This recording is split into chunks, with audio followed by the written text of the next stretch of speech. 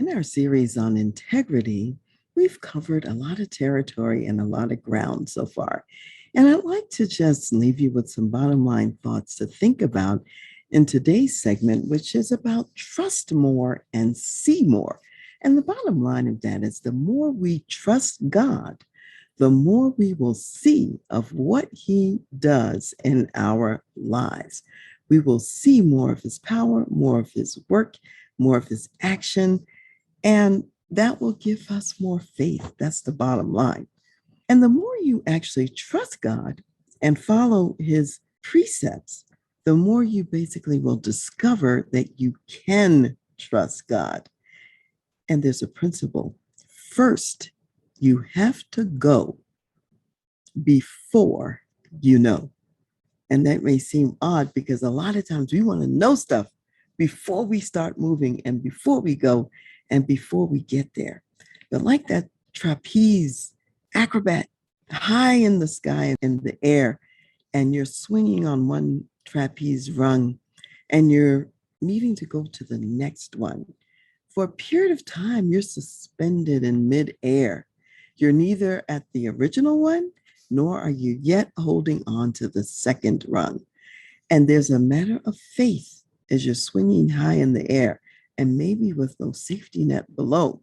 And you have to know and have faith that you will grab the second rung and your life will be preserved. The good news is that with God, He is really the safety net. We are safe in His hands. There's really no danger when we're truly following what He's asked us to do. And I want to just share a number of examples of people in the Bible who had to trust God first. They had to move before they fully knew or understood the totality of what He actually would do on their behalf. So as I reference these, I'll give you the scriptures. We're not going to read all of these, but I'll mention the accounts and the stories. So in one case, in Luke, the 17th chapter, verses 11 through 19, Jesus healed 10 lepers. When He had come into the town, the 10 lepers said to Him, Jesus, Son of David, please, heal us, from our leprosy. And He chose to do it. He told them to go and show themselves to the priest, which was the thing you did if you were recovered from leprosy. You would go to the priest, and the priest would verify that, in fact, you were healed and would pronounce you clean, and you could be back into the community. Now, when He told them to go and show themselves to the priest, they weren't healed yet. It took faith. They had to walk first. They had to go before they would know what was going to happen. And as they walked, heading to the priest, they were healed on the way. So these lepers were healed of leprosy. Keep in mind, in that time, there was no cure for leprosy. And they are now being healed as they're going along the road. And because of that, one of them even turned back and went back to say thank you to Jesus for that. And he wondered, well, weren't 10 of you healed? Where's the other 9? How come they didn't come back and say thank you? But the point is, their healing happened as they followed the instruction. In another case about leprosy, we find in 2 Kings, the 5th chapter, verses 1 through 19, we find the prophet Elisha, who's healing Naaman, who's coming from a foreign country. Naaman had leprosy, and his servant girl in his own country happened to be a girl from Israel. And she said, listen, I know that over in Israel, they can heal you. She told him about the prophet. And of course, Naaman, he goes to the king as opposed to the prophet. And the king was like, oh my gosh, what are they sending people over here to heal of leprosy? I can't heal people of leprosy. And then, of course, his own people reminded him, and the prophet reminded him, there was a prophet in Israel who operated on behalf of God quite powerfully. And he was able through God to heal of leprosy. But when Naaman went to his house, Elisha didn't even come out of the house. He sent his own servant out and said, just tell him, go down to the Jordan River and dip 7 times and he'll be healed. And Naaman was angry about this. First of all, he was offended that he's traveled all this distance and the prophet won't even come out of the house to meet him himself. And then secondly, that he sends him to the muddy, dirty Jordan when they have much better water, in his own country. And his own servant said, well, if he told you to do some great thing, wouldn't you do it? And he said, yeah, well, what harm is it? Go down there and dip in the Jordan 7 times and see what happens. When he went down and he dipped in the Jordan 7 times, when he came up after that 7th time, he had the skin of a baby. It was completely healed, no leprosy, nothing was wrong with it. Had he not followed the instructions and not obeyed, he would never have seen the power of God in his life. So he had to go first before he could know. And that was the case of Naaman and his leprosy. And then in the book of Malachi, which is the last book in the new covenant, God is really chiding the people because they're not paying the tithes that he's required, under the law at that time for people to pay. And he's saying to them that because they're not paying these tithes, that in essence, they're robbing God. Imagine that. Who can rob God? That's a terrible thing. And so he issues kind of like a challenge to them. And I will read this because I think it's kind of powerful. Malachi, the 3rd chapter, and we'll read starting with verse 8. And it says, will a man rob God? Yet you have robbed me. But you say, in what way have we robbed you? In tithes and offerings. You are cursed with a curse, for you have robbed me, even this whole nation. Bring all the tithes into the storehouse, that there may be food in my house. And try me now in this, says the Lord of hosts, if I will not open for you the windows of heaven and pour out for you such blessing that there will not be room enough to receive it. Imagine that. He's telling them, give the tithes that I've required you to give and do that first. And when you do it, it will seem to you like you giving away resources that you need. But I will bless you with such abundance that you won't even have room for the abundance that I'm going to give you, even though you're giving me the 10%. And the only way they would know that is first they'd have to go. First, they would have to give the tithe and then see how God would open up the windows of heaven and pour out this blessing on them. Now, by contrast, sometimes we choose not to do what God says and we suffer a consequence. And so we think that by holding on to what God has given us already, because we have nothing except for what God has already given us. But we think that if we hold on to it, that means we really have it. And what God is saying, you hold on to it if you want to. I'm going to blow a wind and an air over it so that you won't even have what you think you have. You won't even have what you think you have. And so in the book of Haggai, the 1st chapter and verses 3-6 of such a case, the people were living in paneled houses. They had beautiful homes, and the temple of God was left in disrepair, and he had wanted them to build his house. He said, you're building your house. What about my house? And all the while, they were attending to things that were important to them, but they were neglecting what God had said for them to do. And so he says, you're going to put money in a bag, and there's going to be a hole in the bottom of it, and the money's going to fall right out of the bottom. So they could work hard, they could plant crops and so on and so forth, but they weren't going to be blessed because they weren't doing what God had asked them to do. So the bottom line is, for them to see the blessing of God, they would have to go first, do what God said, and then see how he was going to bless them. And by doing it their own way, what they were going to see is that it wasn't going to work. That was the bottom line. It looked like a good idea. It sounds good in the natural, but in reality, it doesn't produce positive results. The bottom line is that when we trust God, we trust him for our circumstances. We trust him for our provision. And even when he's asking us to do something difficult, then we know that he's the one who's covering us in that difficult ask. And when we trust God, we're not relying on the arm of the flesh. We're not relying on ourselves. We recognize that no matter what provisions we may have ourselves, it's not enough. for the battles that we're facing. It's not enough for the trials that we're going through, the temptations and the integrity challenges that come our way. So when David was king, and in the case of 2 Samuel, the 24th chapter, he issued an edict to number the people of God, which this was against God's directions for kings. You were not to number the people, which meant numbering the fighting men, because God was the one who fought Israel's battles.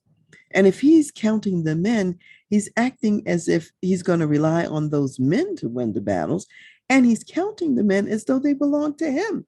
But really, they're God's people, God's men, and God will use and deploy them. But ultimately, God is the one who's fighting the battle. And because he numbered the men, God was going to issue a judgment against David and also against the people of Israel. And mind you, God was already upset with Israel about some other things. And so his judgment of them was not just because of what David had done, but also because of what the nation had done at that time as well. And so he gave David three choices. He could end up having 7 years of famine, or he could spend 3 months fleeing from his enemies, or thirdly, he'd have 3 days of a plague. And it was that third item that was really falling into the hands of God. That was God's plague on him. And he decided that certainly he didn't want to fall into the hands of his enemies where there'd be no mercy. Clearly, God was a God of mercy. So he was going to take his chances on the 3 days of God's plague. And in the 3 days of God's plague, and before he stopped the plague, 70,000 people lost their lives. And I've said this before, when you are in leadership, your choices and actions not only affect yourself, but they affect other people as well. And because of David's unwise choices, 70,000 people also lost their lives as well because he made an unwise choice. So at the end of the day, we have to be willing to trust God and his provision and not count up our own resources, because we have nothing in and of ourselves that's going to save us in a difficult day, in a dark time. But what little we have, God takes it and makes it something much greater than what it otherwise would be. So in Matthew, the 14th chapter, verses 15 through 21, when Jesus was feeding the 5,000, the crowd of 5,000 men, plus there were women and children in addition to the 5,000 men, and he told his disciples when they said, oh, send the people away so they can get some food because it's getting late. He said, no, don't send them away. You feed them. And they're thinking, we don't have enough money to feed these people. That's more than a year's wages for us to feed 5,000 people. And so he asked them, well, what food do you have out there in the crowd? And one little boy had 5 loaves of bread and 2 fish. And Jesus said, bring them to me. They brought the loaves, they brought the fish to Jesus, and he blessed them. And he broke them and he gave them to his disciples, who distributed the food to the people. And there was so much food that they had 12 baskets of leftovers. 12 baskets of leftovers after everyone ate as much as they wanted to eat. So the little that we have, when we give it to God and put it in his hands, he multiplies it. He grows it in ways unbelievable. So even when we think about Gideon's army reduced down to 300 people, God fought and won that battle for them because he wasn't going to win it through the people anyway. That's why he reduced the size of the army so they wouldn't think that they had won. And he didn't want King David thinking that the size of his army was in any way the reason for his battle success, because God was the reason for his battle success. So the bottom line in all of this is we have to remember that we have to believe, first of all, what God has said, and we have to believe what God has already done. These examples show us some things that God has already done. We know from Romans 8:28, God says that all things work together for good to those who love God and who are called according to his purpose. So even if it looks bleak, even if it looks bad now, as we've covered when Joseph was falsely imprisoned and accused of rape, which he didn't commit, and he was in prison for a good while, God was still blessing his life, and he turned those events around for good. And God is still doing the same thing today. So, what I want us to see is that faith acts before faith sees. Faith acts before faith sees. And faith sees when faith acts. So you don't get to see until you act. And you might be thinking to yourself, well, I don't have enough faith in my workplace, giving these high ranking people who are instructing me to do the wrong thing, X, Y, and Z. How am I going to get through this? So, how much faith do you really need? Well, Jesus says you only need faith the size of a mustard seed. A mustard seed is so tiny and so small. I remember I once had a necklace that had a mustard seed in it, and the little mustard seed was in a small round little circle that was a plastic magnifier because you couldn't see it unless it was in that magnifying glass. It was so tiny. And he says, that's the size of faith you need. Not much, just mustard seed size. And we know that that mustard seed rose up to be a mighty and a great tree. Even though it starts small, it becomes something big. So when we exercise our faith, we find that our faith is capable then of heavy lifting. Faith, when it's unexercised, remains puny and it doesn't have any muscle. And Jesus had something to say about all of these things too. So in Matthew, the 17th chapter, and starting with verse 14, this is what Jesus said. And when they had come to the multitude, a man came to him, kneeling down to him and saying, Lord, have mercy on my son, for he is an epileptic and suffers severely. For he often falls into the fire and often into the water. So I brought him to your disciples, but they could not cure him. Then Jesus answered and said, O faithless and perverse generation, how long shall I be with you? How long shall I bear with you? Bring him here to me. And Jesus rebuked the demon, and it came out of him, and the child was cured from that very hour. Then the disciples came to Jesus privately and said, Why could we not cast it out? So Jesus said to them, Because of your unbelief.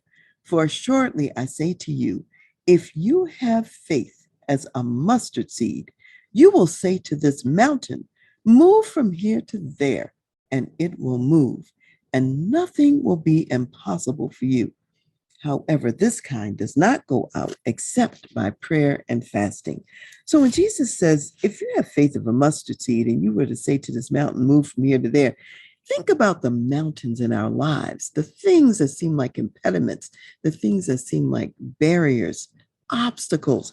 These are the things that would move easily if we would exercise the faith that we already have. Even that small mustard seed faith, we would see the power of God in operation in our life. So I want to close today with Jesus' parable about the mustard seed, and that's in Matthew, the 13th chapter. And this will be verses 31 and 32. And it says, Another parable he put forth to them, saying, The kingdom of heaven is like a mustard seed, which a man took and sowed in his field, which indeed is the least of all the seeds. But when it is grown, it is greater than the herbs and becomes a tree, so that the birds of the air come and nest in its branches. And my challenge to you is this: you too can become that mustard seed tree that provides shade and rest for the people around you, because you are living in integrity. You are showing what it looks like to exercise mustard seed faith. You become a place of shelter, a place of refuge for other people. And it starts with you recognizing that God is our refuge. He is our resting place. He has provided that tree of life to us already. So exercise your faith, see the goodness of God, and you will not see until you go. So go, and then you will know.